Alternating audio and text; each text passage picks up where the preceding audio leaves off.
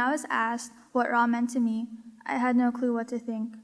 As I thought more about what a three-lettered word meant to me, it dawned on me that the truth is something everyone wants to hear, but something everyone wants to forget.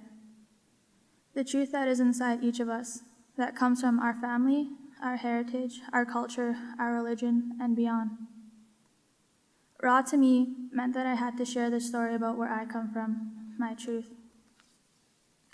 When I think about where I'm from, I see an unspoken story of many lives that don't go anywhere but stay in a cycle of sorrow. Being a First Nations person in Canada means that residential schools affect me. No, I didn't attend one, but the intergenerational struggles my people face are real and raw. Those struggles have affected every member of my family. I had to learn raw lessons from each of those members.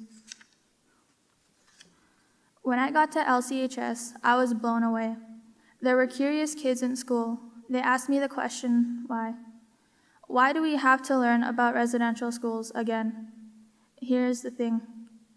I think we need to know what happened in the schools, the truth of what happened. I refuse to let the past define me and my future.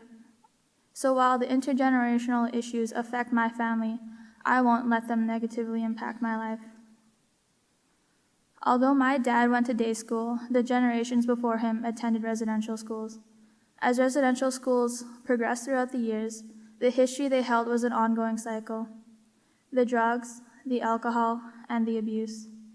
The abuse that is still felt mentally, physically, and emotionally by generations after these schools closed down. I'm from Onion Lake, Saskatchewan. I had both parents growing up, mom, dad, 5 siblings, 2 brothers, and 3 sisters. We all lived in a house, never a home. It was a dollhouse where everyone pretended.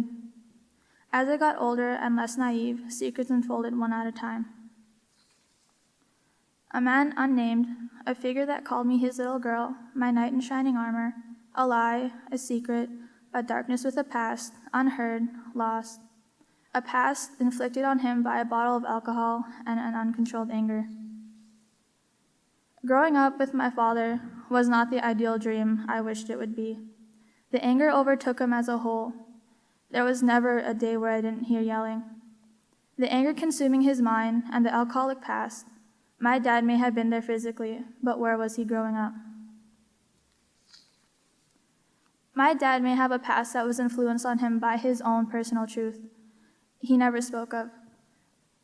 There were moments where he was the ideal father I wanted. Ages 8 to 10, I remember going fishing.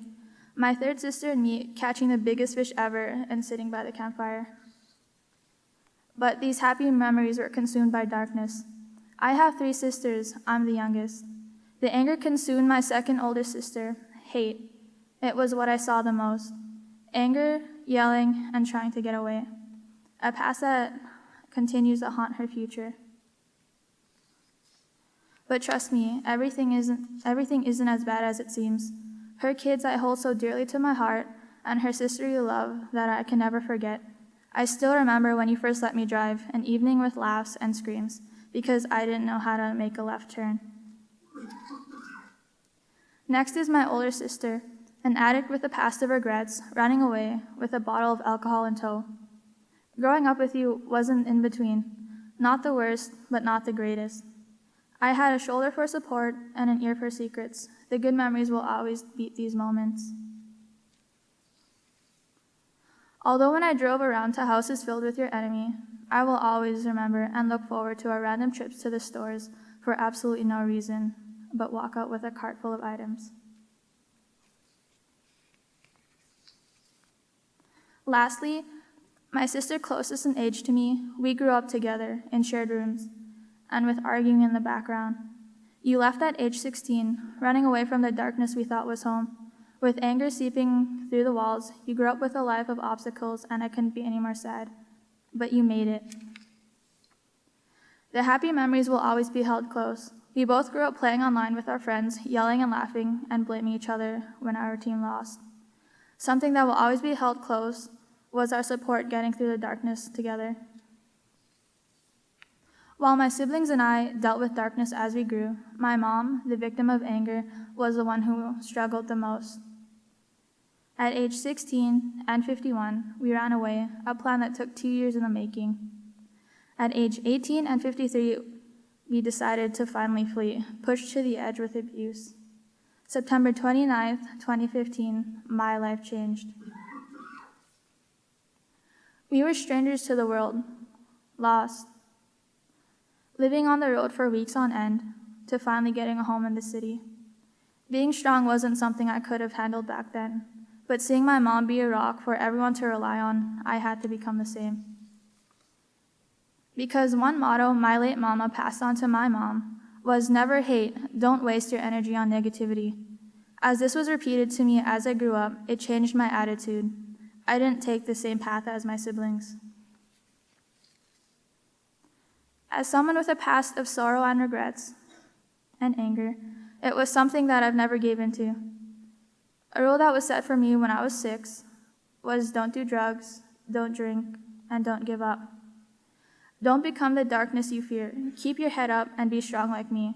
These words were a constant reminder from my mom.